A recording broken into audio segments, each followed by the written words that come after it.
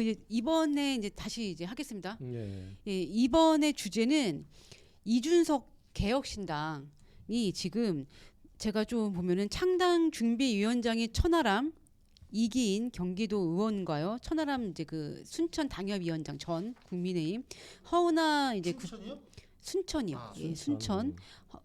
춘천이 이제 지금 춘천에 살고 계시죠.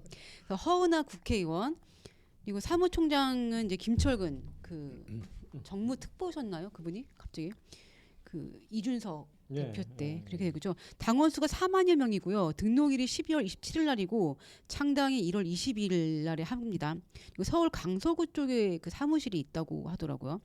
그리고 지금 최근에 문병호 전 의원과 또 그 구형모 뭐 국민의당 출신 그 안철수 대표 측에 있던 분들이 대거 일로 넘어갔어요. 이런 상황인데 이준석 개혁신당이 그 한동훈 국민의힘을 한동훈 비대위원장을 위협할까 안 할까 어떻게 보시나요? 자 이제 거기서 일단은 안철수 위원장님, 저 안철수 의원님한테 좀 반성 좀 하세요. 사람 다 뺏기고. 네. 지금 이준석이 나가서는 저는 별 타격을 못 준다고 봐요. 네, 거기까지 하시고 예. 저도 마찬가지입니다. 타격 못 준다 네, 똑같은 예, 것이네요. 예, 예, 네, 예, 그러면 예, 이제 예, 이유 예. 왜냐면은 아까도 뭐 사석에서도 얘기했지만 이준석은 모든 정치를 자기가 최고고 자기가 모든 거라고 대한민국의 좌우지가 자기가 된다. 대장 노릇만 하려고 그러는 거지. 이 사람이 저는 제가 봤을 때는 이준석은 정치의 진짜 문외한이라고 봐요. 저는 진짜 정치를 모른다. 왜? 정치를 아는 사람은 저렇게 독자 행보를 못해요. 왜? 포용하고 끌고 가면서 이 사람 얘기도 듣고 저 사람 얘기도 들어야 되는데 그걸 전혀 안 하잖아요. 그러니까는 사람들이 일반 시민들이 말하는 거는 얄밉다 뺀질거린다. 본인을 알리고 싶어 환장한 사람이다. 그러니까 구설수에 자꾸 오르고 있잖아요. 그러니까는 본인이 본인을 이 사람도 지금 깎아내리고 있어요. 그리고 이 제가 이제 예를 하나 들면은 무식한 놈이 아는 척을 하면 진짜 무식한 겁니다. 왜? 이제 예를 들면 뭐 연예인이 있잖아요. 뭐 정치 알지도 못하는데 지가 정치하고 뭐 강의 나가고 뭐 하다가 지금은 폭삭망해서 아무것도 못하지 않습니까? 지금 제가 하는 거는 이준석이가 이런 형태예요. 그래서 이 사람은 앞으로 지가 나이도 어린데 앞으로 우리나라 대한민국을 위해서 이 정치에서 일을 하고 앞으로 좀 큰 일을 하려면은 좀 자기 꼴을 많이 내려놔야 됩니다. 그리고 가만 보면 안철수의 길을 그대로 따라가고 있어요. 지금 슬슬. 이제 보세요. 결국은 지금 웬만한 사람 안 받아준다 그러지만 문병호 뭐 안철수 있는 사람 안 받았어야죠. 안철수를 그렇게 욕하면서 왜 그 밑에 있는 식구들을 다 받아들입니까? 이게 하나가 잘못된 거 아니에요? 안철수를 그런가요? 그렇게 욕하고 하면서 왜 그 밑에 예하 부대들은 저 받아들여요? 그러면은 안철수 엿먹어보라 그러는 거 아니에요? 내가 니네 밑에 식구들은 내가 다 끌어오겠다. 너 혼자 있어라. 이거 아니에요. 그러니까 요런 얄팍한 수를 쓰면은 안 되는 겁니다. 그래서 이게 그 간 사람도 내가 알기로는 이준석의 실체나 그 사람의 행동을 알게 되면은 다 떠날 겁니다. 다 떠날 거고 그래서 이준석이가 이제 국민의힘에 지금 그 타격을 뭐 못 준다 그랬을 때는 이제 지역 기반이 없어요. 그리고 주도세 중에 투톱 팬덤은 있죠. 팬덤은 SNS는 걔네들은 있지만 그렇게 크지가 않아요. 지금 4만 명 더 늘어나긴 하겠죠. 저는 예. 이준석이가 그렇게 떠들고 다녔으면은 저는 10만 명이 넘어야 된다고 봅니다. 근데 보면은 4만 명이라는 건 지도 아마 깜짝 놀랐을 겁니다. 이렇게 적게 들어왔을까? 겉으로는 뭐 우리 며칠 만에 4만 명 들어왔다고 그러는데 이제 들어올 건 다 들어왔다고 봅니다. 그럼 여기서는 더 이상 안 국민이 그렇게 바보들 아니에요. 국민들이 이제 얼마나 똑똑한데요. 그래서 어차피 많이들 하면 수도권에서는 약간의 타격은 줄 수 있다고 봐요. 국민의힘한테. 수도권에서는 어차피 수도권에서는 뭐 1000표 밑으로가 왔다 갔다 당락이 좌우되니까는 조금인데 이제 다만 여기서 관전 포인트는 뭐냐면은 아까도 얘기했지만은 국민의힘이 공천을 어떻게 하냐에 따라서 이 세력이 왜냐면 공천 못 받을 것 같은 사람이 현역이 가면은 20명이면 의석수가 돼서 3번을 받을 수 있잖아요. 이거를 노릴 거라고요. 그럼 어차피 여기서 공천을 못 받아서 가는 사람이 정상적인 사람이면은 나는 무소속으로 나간다고 봐요. 국민의힘에서 공천을 못 받. 근데 이준석 당으로 간 순간은 당선이 안 돼요. 그래서 내년에는 이거 약간 번나간 거지만 이낙연이나 뭐 이준석, 뭐 금태섭, 양양자 신당보다는 저는 무소속이 선출 중에서 무소속이 당선이 더 많이 된다고 봐요. 그 사람들보다는. 네. 네. 네. 타격이 없다고 하셨어요? 예. 그 왜 그러냐면은 이준석의 모태는 국힘당이잖아요. 이준석이 탈당하는 거는 반윤이잖아요. 그러면은 주변에서 뭐 그 이제 반대 세력은 항상 어디든지 있지만서도 그렇다면 그렇게까지 지금 윤 뭐 그 이준석이가 얘기하는 것처럼 윤이 못해서 뭐 우리가 뭐 저거 하다. 윤이 혼자 뭐 그 권력을 위해서 돈을 벌었다. 비리를 저질렀다. 그런 건 보이지 않잖아요. 그러면은 이준석이가 전 대표가 이야기하는 것들이 친윤, 반윤 이런 프레임을 씌우는데 그러면은 정치적인 어떤 신념을 가지고 따라간 사람이 누가 있나요? 지금은 현재 뭐 국회의원들은 없고 예, 뭐 대거 있다라고 예상은 하지만 결국에는 공천 못 받을 사람은 공천을 위해서 간다는 얘기죠. 그렇다 그러면은 과연 이준석 전 대표의 신당을 창당했을 때 어떤 국힘에 주는 파급력이라는 게 과연 얼마나 될까? 뭐 여론조사에서 나왔잖아요. 국힘 지지자보다 민주당 지지자들이 더 지지를 하는 거. 예. 네. 그래서 그 한동훈 체제를 위협한다?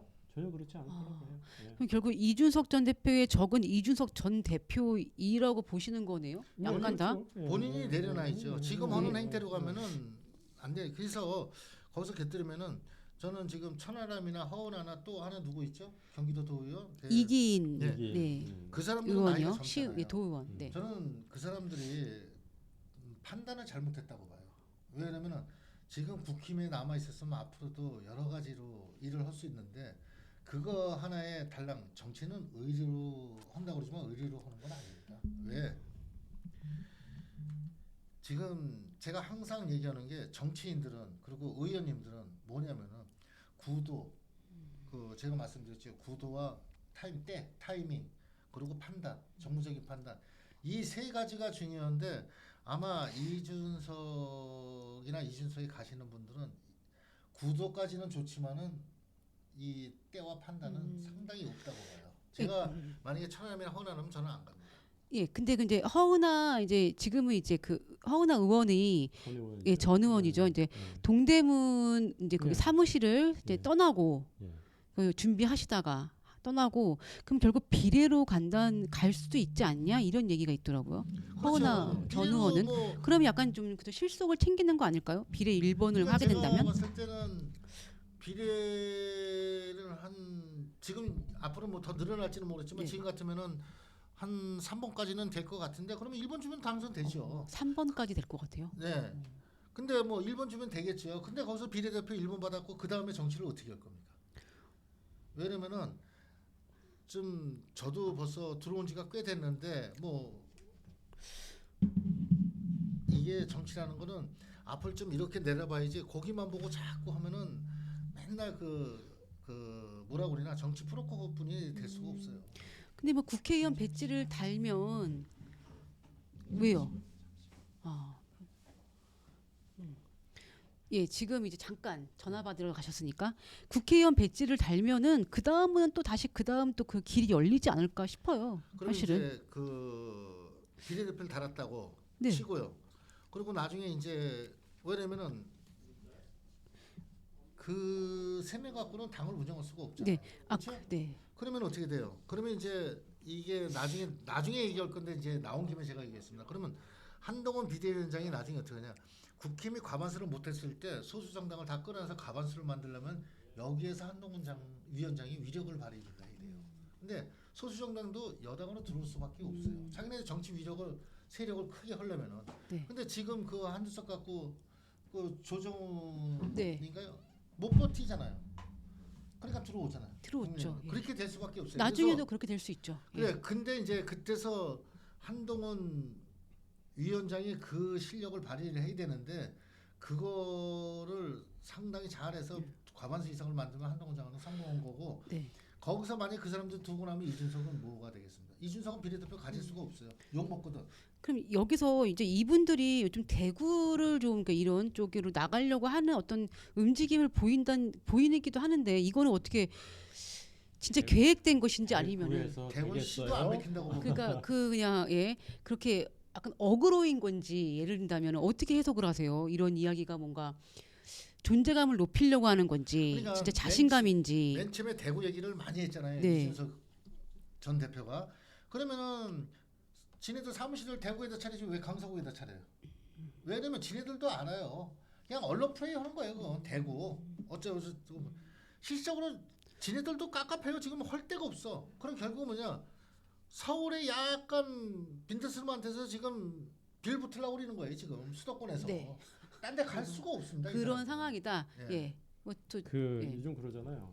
뭐 민주당에는 민주가 없고 국힘당에는 국민이 없고 아, 그쵸. 개혁? 그런 얘기를 하겠죠. 이렇게 얘기하는 데는 개혁을 할 수가 없어요. 개혁을 얘기할 수가 없다. 개딸들의 개혁이 있습니까? 어, 근데 저는 그런 생각을 해요. 무슨 생각이냐면은 자 사람이 정치인이건 아무리 현명한 사람도 잘못은 할 수 있어요. 그러면 네. 자기가 잘못한 거에 대한 고개 숙여 사과를 하고 그게 그러니까 예인데 무조건 잘했다.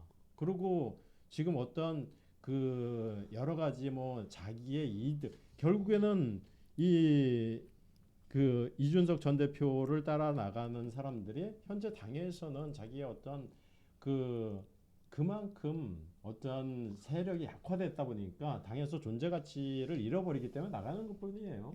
뭐 크게 그 사람들이 어떤 개혁을 한다, 개혁을 하기 위해서 당을 만든다, 결국 그게 아니라는 얘기죠. 네, 그 김용태 이제 그 안 청년, 나갔죠. 내가 그래서 네, 그 얘기를 해드렸는데 그 전 나중에 최고위원, 이제 한번 보세요. 누가 더 잘 나가나? 저는 김용태가 앞으로는 그 뭐 천하 누구고요? 천하인이죠 이제는 천하인. 그 네. 중에서 아마 김용태 의원이 치고 잘 나갈 겁니다. 예, 그런데가 김용태 전 최고위원은 사실은 이제 포천이라는 지역구를 어떻게 보면은 본인이 나갈 수 있는 어떤 가능성이 크니까 나름 남아 있는 거고 나머지 분들은 공천을 받을 가능성이 없어서 혹시 그런 거 아닐까? 왜못 받아요? 거기 진해 단독인데. 천하라면 근데 이제 맞죠. 뭐 예를 들면 네. 순천 말고 다른 정말 당선이 될 만한 것을 다른 원할 데를 얘기한 적이 네. 한 번도 없잖아요. 근데 나간다면 난 준다고 순천은 봐요. 거기는 예. 근데 모르죠. 험지예요. 뭐그 B선에는 정말 뭘 원했는지는 아니, 모르죠. 험지죠. 예. 예, 험지가 예, 아니고 예, 정말 예. 양지를 바랄 수도 아니, 있고. 그러니까 네. 자, 나가긴 나가더라도 자기가 당선이 안 될 거는 빤히 알잖아요. 네. 국힘당으로 해서 거기 나가서 자기가 네. 당선하기 힘들다는 건 본인이 아는 거죠. 그러니까 사회자님 그 판단이 뭐냐면 천하람이가 만약에 탈당을 안 하고 있으면은 수도권에 출마한다 그러면 줬을 거예요 공천을. 제가 봤을 때는. 그러면 지는 받을 거 다 받는 거예요. 그렇잖아요. 수도권에 공천을 주면은 당선 자원은 지가 잘하고 못하고 간에 상관이니까. 그게 판단이라는 거예요 제가. 그러니까 판단은 정부적인 판단을 쟤네들이 잘못했다는 거예요. 예, 그러면 여기서 질문 드리면 네.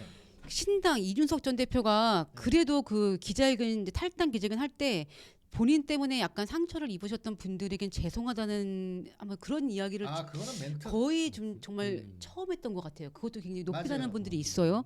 그런데 한동훈 위원장이 이준석 전 대표를 만날까 안 만날까 이런 것도 굉장히 궁금했는데 안 만났어요. 예. 그럼 뭔가 제안을 한 적도 없는 것 같아요.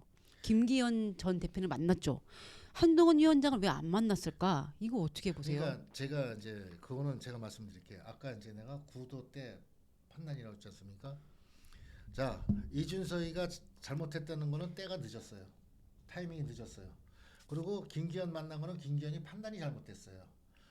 그리고 한동훈이가 이준석 안 만난 거는 판단을 잘한 거예요. 왜?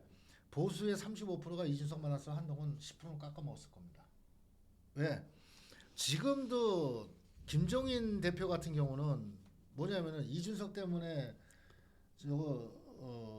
대선에서 이겼다고 큰 기여를 했다고 그러잖아요.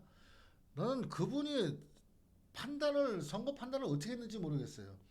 나는 우리 저 신 국장님도 알아요. 내가 공석에서 1%로 이기고 있다고. 우리 좀 있으면 진다고. 그랬더니 그때 송석준 의원 있었잖아요. 앞에. 나보고 막 이랬어요. 그걸 왜 1% 이기는 걸 얘기하냐고. 진짜 이준석이만 저렇게 안 했으면은 우리 8% 이겼어요. 8%. 계산적으로. 늘 주장을 하고 네. 계시는 부분이죠. 근데 1%를 이겼어요. 네. 근데 이준석이가 뭔 그렇게 큰 일을 했다고 지금 뭐 김정이나 이런 사람들이 큰 역할을 했다고 그랬는데 생각을 해보십시오. 당 대표가 대선일 지나가면 당 대표는 지원 유세만 다니면 돼요. 지역으로. 근데 홍보위원장을 안 달란다고 꼬장을 부리고 나가. 예? 아, 홍보위원장은 원래 당 대표가 안 하는데 그때 좀 특이한 케이스였어요. 자기가 한다고 그러니까는. 네. 그 일반 사람들이 이건 제 생각도 그렇지만 일반 사람 생각이 제가 저기서 왜 저걸 가려고 그래? 저기서 뭐가 있는데? 이런 의구심을 품게 돼요. 그러니까는 본인이 봐서 본인이 깎아 먹었죠. 그리고 두 번째도 뭐 잘 나가서 만나서 또 뭐 또 악수하고 또 뭐 빨간 옷 입고 뭐 어쩌고 저쩌고 또 툭 튀져나갔고 저는 거기서 또 윤 대통령이 판단을 잘못했다고 보는 거예요. 이준석 만나러 가지 말라고 나는 계속 아시는 분한테 얘기를 했어요. 가면 안 된다, 가면 안 된다. 결국은 윤 대통령이 판단을 잘못해서 그렇게 어렵게 선거를 치렀고 그래서 제가 지금 얘기하는 거는 구도는 빼고 때와 판단이 타이밍과 정무적인 판단이 상당히 중요하다고 봐요. 그래서 제가 지금 그걸 빗대서 얘기를 한 겁니다. 지금. 네. 뭐 한동훈 위원장이 왜 이준석 전 대표를 패싱했을까? 패싱했다기보다 네. 시간적인 어떤 그런 개념. 아, 그렇죠. 네, 패싱이라는 건 예, 정정하겠습니다. 그리고 굳이 패싱이라는 건 예, 아니죠. 그냥 예. 그 한동훈 못 만난 걸 수도 있고. 예. 그전 장관 지금 그 네. 위원장이지만 그분은 정치를 한 사람이 아니기 때문에 굳이 어떤 정치적으로 뭘 풀 생각은 없었을 거예요.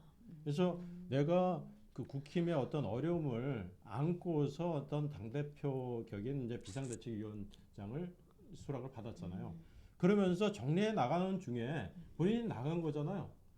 뭐 나간다는데 굳이 잡을 이유가 있겠어요. 뭔가 뭐 이제 어떤 지분을 나누고 이런 어떤 계산을 한다거나 이런 건 안 했을 거다. 그럴 필요가 없고. 근데 예. 거기서 요번에 저 이낙연 대표하고 이재명 대표하고 만났잖아요. 네. 이낙연 네. 거기하고 거기가 무슨 그 만난다고 뭐 사람들이 다 그랬잖아요. 국민들이나 저 만나봐야 그냥 형식상 만나는 거다. 아무 일이 일어나지 않을 거다. 그러면 한동훈도 알았을 거예요. 왜냐면 이준석 만났고 제가 왜 한동훈이 손해라냐면은 이준석 말빨에 한동훈이가 잘못하면 끼어들어가요. 걔 그 이거에 대해 자기가 틀린 얘기해도 굳이 쉬고 우기잖아요. 그걸 자기 화를 만들려고. 거기에는 한동훈이가 못 당할 거라고 본 거죠. 나는 그래서 한동훈이가 안 만나는 것들은 난 정부적인 판단으로 안 만났다고 봐요. 뭐 시간 참여 이것도 뭐 있겠지만은 쟤를 만나서 이득 보는 게 없다고 판단을 했기 때문에 난 안 만났다고 봅니다. 이미 뭐 탈당 더 이상 뭐 돌아올 수 없는 강을 건넜기 때문에 그런 것이 아닐까라는 생각도 드는데 그럼 여기서 오지 않을 강을 건너진 않았죠. 다시 가능성은 총선 이후에 네. 이준석 대표가 얘기를 했었잖아요.